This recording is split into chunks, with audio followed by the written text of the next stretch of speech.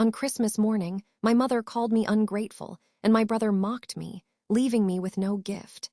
They thought I was just their family ATM. So when my brother begged for $80,000 to save his business the next day, I set a trap he never saw coming. This is where the story truly begins, and you won't want to miss what happens. Make sure you're subscribed to see it through to the end. We're always curious. Where in the world are you all watching from today? Let us know in the comments. The scent of pine needles and roasting turkey usually filled me with a sense of warmth, but this Christmas, it only felt suffocating. I sat on the edge of my mother's floral sofa, a polite smile fixed on my face, feeling more like a spectator than a family member. My younger brother, Leo, was holding court by the fireplace, regaling everyone with exaggerated tales of his tech startup, his voice booming with the unearned confidence my parents had always mistaken for genius. My mother, Carol, watched him with an expression of pure adoration, occasionally glancing my way as if to ensure I was appreciating the performance. I was the responsible one, the financial analyst with the stable career and the quiet life. Leo was the visionary, the risk-taker, the golden child. It had always been this way. The gift opening began. My father, a quiet man who had long ago ceded all domestic power to my mother, handed out brightly wrapped packages. Leo received a designer watch from my mother. My mother received a lavish spa weekend from Leo. Even my aunt received a cashmere scarf. The pile of discarded wrapping paper grew, a festive testament to their mutual affection. I watched, my hands empty in my lap, a familiar cold dread seeping into my bones. Finally, the floor around the tree was clear, save for a few stray ribbons. A hollow silence fell over the room. I waited, hoping I was wrong, that there was a small envelope tucked away, something they had forgotten. After a painful minute, I cleared my throat and asked, my voice smaller than I intended, "Is there a gift for me?" My mother didn't even look at me. She picked up a stray piece of wrapping paper and began folding it into a neat square. "We don't buy things for ungrateful people, Alina," she said, her voice clipped and cool. A sharp, cruel laugh erupted from Leo. He leaned back on the hearth, grinning. "Santa skipped you on purpose," he announced to the room. "He knows you only care about money anyway." The words struck me with the force of a physical blow. It wasn't the lack of a gift. It was the casual, public cruelty of it. It was the confirmation of what I had always suspected. In their eyes, I wasn't a daughter or a sister. I was a resource, a balance sheet, and my gratitude was something to be earned, not given. I looked at my mother's set jaw and my brother's mocking smirk, and I felt nothing. The years of hurt had finally calcified into a quiet, cold resolve. I stood up slowly. "I see," I said, my voice unnervingly calm. I picked up my purse from the entryway table and walked to the door. I didn't slam it. I didn't cry. I just nodded and left. The silence in my car was louder than their laughter, and in that silence, I realized the gift they had given me was freedom. The 20-minute drive home felt like a journey across a continent. The familiar suburban streets, decorated with cheerful snowmen and twinkling lights, seemed to belong to another world, a world where families gathered in warmth and love, not in calculated cruelty. I didn't feel sad, not yet. The emotion was something harder and colder, like a block of ice forming in my chest. It was the feeling of a final door clicking shut. When I walked into my own apartment, the quiet and solitude felt like a balm. There was no judgment here, no expectation, no one to perform for. I made myself a cup of tea, my hands steady, and sat by the window, watching the snow begin to fall. The numbness slowly gave way to a simmering anger, not a hot, explosive rage, but a deep, slow-burning fire. It was the anger of 1,000 slights, a lifetime of being overlooked, of my achievements being minimized while Leo's every whim was celebrated. My phone buzzed on the counter. It was a text from my mother. "You embarrassed us by storming out like that. You owe your brother an apology for ruining Christmas." I stared at the message, the sheer audacity of it taking my breath away. They had orchestrated my humiliation, and now I was being blamed for my reaction to it. They saw my quiet exit not as a result of their cruelty, but as an affront to their authority. They hadn't just forgotten my gift, they had forgotten I was a person with feelings. I didn't reply. With a sense of profound relief, I blocked her number and then Leo's. The digital silence was immediate and absolute. The rest of the day was mine. I ordered my favorite food, put on a movie they would have hated, and for the first time in years, I felt a sense of peace on a holiday. Later that evening, fueled by a newfound clarity, I opened my laptop. I navigated to a secure folder, one I hadn't opened in months. The folder was titled Leo's Ledger. Inside was a meticulously maintained spreadsheet detailing every loan, every investment, every emergency bailout I had provided him over the last decade. The columns were filled with dates, amounts, and broken promises of repayment. As I scanned the figures, a grim satisfaction settled over me. They had forgotten one crucial thing. They had forgotten my job is to see the pattern in the numbers. And Leo's pattern was a straight line to disaster. My family's story was one of two paths. My path was paved with scholarships, part-time jobs, and a quiet, relentless determination. I put myself through business school, paid off my loans within 5 years, and built a career based on logic and diligence. Leo's path, by contrast, was a winding road paved with our parents' savings and my reluctant contributions. While I was studying for exams, he was launching a lifestyle brand that consisted of 3 t-shirts and a fancy website. When I was making my first strategic investment, he was convincing our parents to remortgage their house to fund his first failed app. Our mother, Carol, was the architect of this divergence. She saw Leo's recklessness as passion and my prudence as a lack of imagination. "Leo dreams big, Alina," she'd tell me, a hint of disappointment in her voice. "You just dream about spreadsheets." My father simply went along, trusting her judgment and basking in the reflected glow of his supposedly brilliant son. Any financial success I achieved was immediately reframed as a family asset. "It's wonderful you're making such good money, dear," my mother would say at family dinners. "You'll need it to take care of us all one day. Leo is the visionary, you're the practical one." It was never a question, always a statement of fact. My role had been assigned to me. I was the family safety net. Leo, in turn, absorbed this narrative completely. He treated my hard-earned money and professional advice as if they were his birthright. He'd call me not for a sisterly chat, but for a free consultation. He'd ask me to glance over his chaotic business plans, ignoring my suggestions, and then blaming the market when his ventures inevitably failed. He had a natural charisma that charmed investors and friends, a polished veneer that concealed a profound arrogance and a startling lack of accountability. To him, I wasn't his successful older sister. I was his uncredited, on-call financial advisor.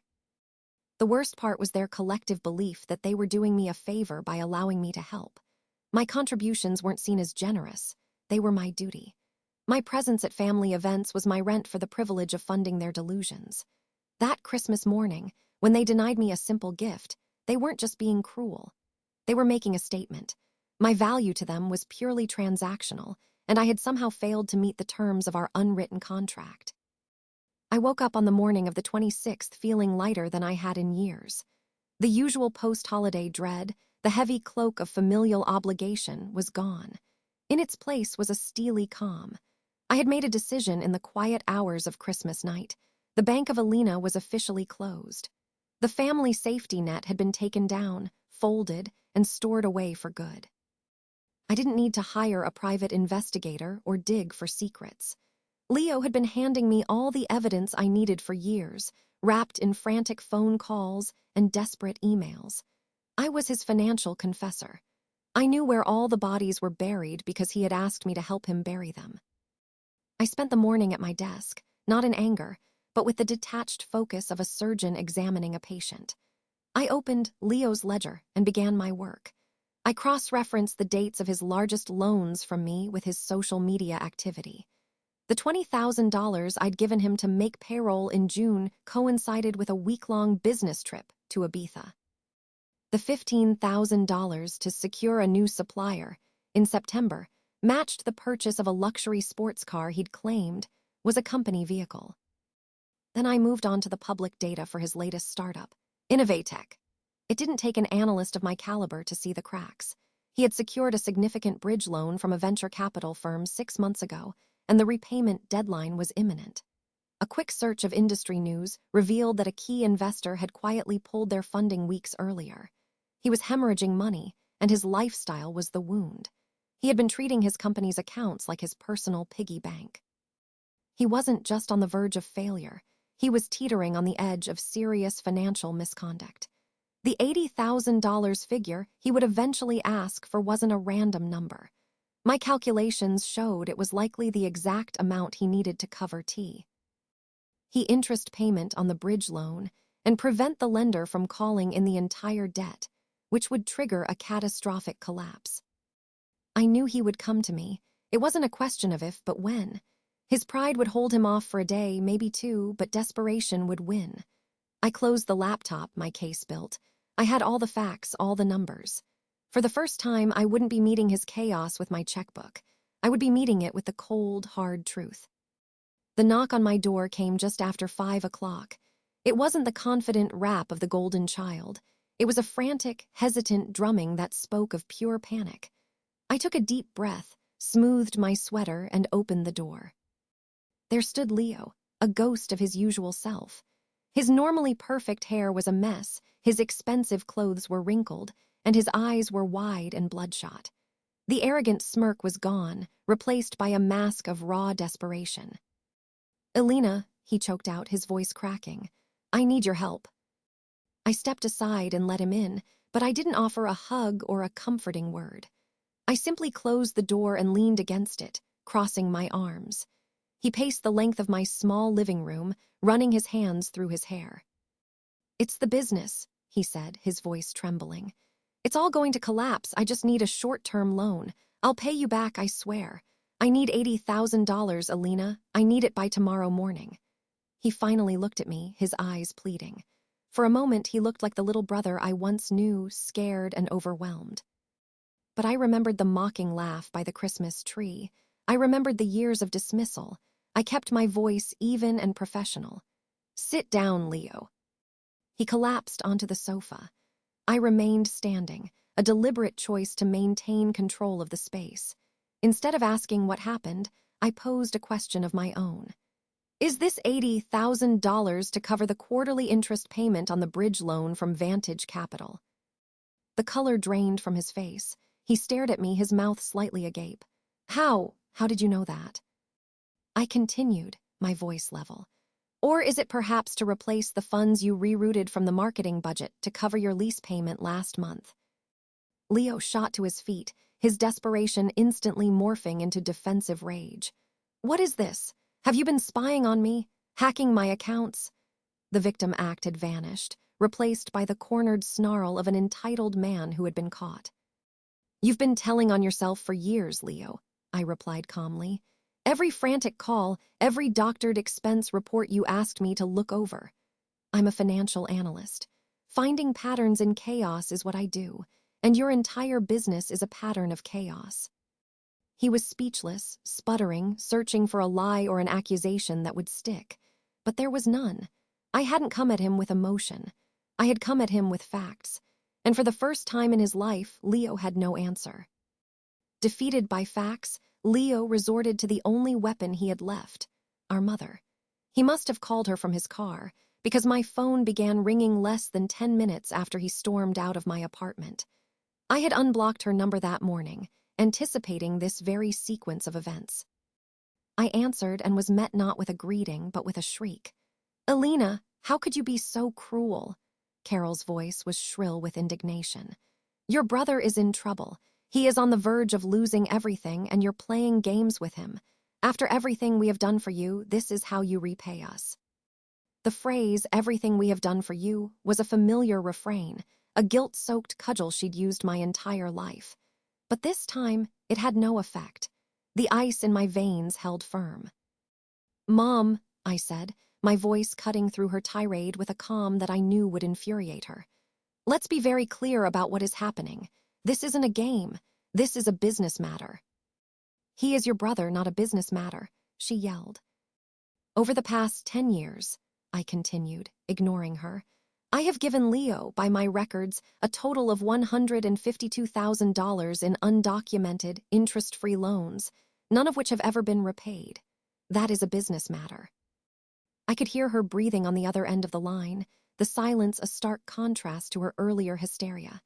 I pressed on, my voice steady. I also have records showing he spent over $10,000 of company money, not his own, on a vacation to the Caribbean last month while his employees' paychecks were bouncing. That is a business matter, and potentially a legal one. The silence stretched on. I could picture her perfectly, standing in her kitchen, her face pale, the narrative of her brilliant, persecuted son crumbling around her. I knew Leo was likely there with her, listening on speakerphone, hearing his recklessness laid bare. "This isn't about saving a business, Mom," I concluded softly. "It's about funding a fantasy, and I'm done buying tickets to that show." I heard a strangled noise on the other end, Leo, trying to form a defense, a denial. But what could he say? I hadn't presented opinions or feelings. I had presented a case, built on years of his own actions. The spell of the golden child was finally, irrevocably broken by the cold, hard weight of the numbers. That evening, they appeared at my door together. It wasn't a surprise. When the direct assault failed, they always resorted to a united front of emotional blackmail. My mother's face was etched with worry, her earlier anger replaced by a pleading sorrow. Leo looked hollowed out, the fight completely gone from him, replaced by the quiet terror of a man watching his world burn down. They sat on my sofa, a portrait of familial despair. This time, I sat in the armchair opposite them, creating a clear space between us. On the coffee table in that space, I had placed a single, slim manila folder. I didn't need to open it. Its presence was enough. "Alina, please," my mother began, her voice soft and trembling. "Don't do this to him, to us. He made mistakes. We know that now, but he's your brother. You can't just let him fail." Leo didn't speak. He just stared at the folder on the table as if it were a bomb. I looked at him, not with anger, but with a strange sense of pity. "Failure isn't something I'm letting happen, Leo," I said quietly. "It's something you earned all by yourself. The bank will call your loan tomorrow morning. Your investors will find out. You will have to declare bankruptcy. You will lose the company, the car, everything you built on borrowed money and bad faith." Each word landed in the quiet room with a heavy finality. My mother started to cry soft, desperate sobs. "Please, Alina, he'll be ruined. Don't ruin your own brother." I let her words hang in the air for a moment. Then I turned my gaze from my broken brother to my weeping mother, and then back again. The memory of Christmas morning was so vivid, her cold dismissal, his mocking laugh. It felt like a lifetime ago. "Ruin him," I repeated, my voice devoid of emotion. "On Christmas morning, you told me Santa doesn't bring gifts to the ungrateful. You both thought that was very funny. You laughed when you said it." I leaned forward slightly, my eyes locked on Leo's. "So I think you already know my answer. If you need $80,000, I paused, letting the silence stretch. "You should write to Santa." My mother's crying stopped abruptly. Leo finally looked up from the folder, and his expression was one of complete and utter defeat. It wasn't just about the money anymore. He understood in that moment that the rules of our family had been permanently rewritten. The game was over. I had finally called his bluff, and he had nothing left in his hand. The collapse was as swift and total as I had predicted. Innovatech folded within a week. Leo's name was mentioned in a few minor financial blogs, a cautionary tale of a flashy startup founder who flew too close to the sun. He lost the company, the fancy apartment, and the sports car. He was forced to move back into his childhood bedroom in my parents' house, a 35-year-old man surrounded by the ghosts of his former glory. The weeks that followed were silent. No angry calls, no pleading texts, no dramatic appearances at my door. It was as if a storm that had been raging my entire life had finally blown itself out, leaving behind a strange and unfamiliar quiet. I used that quiet to heal, to rediscover the parts of myself that I had suppressed to fit into my assigned family role. About a month later, a letter arrived. The handwriting on the envelope was my mother's. I opened it with trepidation, expecting another round of accusations. Instead, it was a short, 3-sentence note. It said she was sorry for how she had treated me on Christmas and for many years before. It wasn't a perfect apology, it was stilted and vague, but it was more accountability than she had shown me in my entire life. It was a start. I didn't rush to call her. I didn't proclaim that all was forgiven. I simply sent a text back that read, Thank you for the letter, I need some time. The boundary was set, clear and firm. Our relationship, if it was to be rebuilt, would be on new terms, on a foundation of respect I had laid myself. Several months passed. I was packing for a trip to Italy, a vacation I was taking just for myself, when my phone buzzed. It was Leo.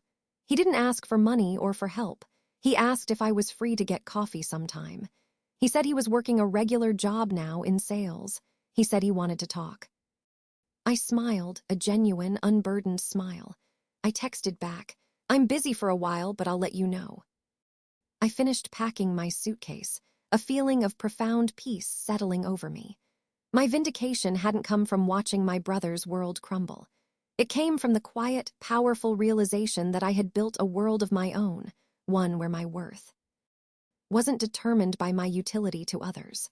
I had stopped setting myself on fire to keep them warm, and in the space that followed, I had finally, truly, found my own light.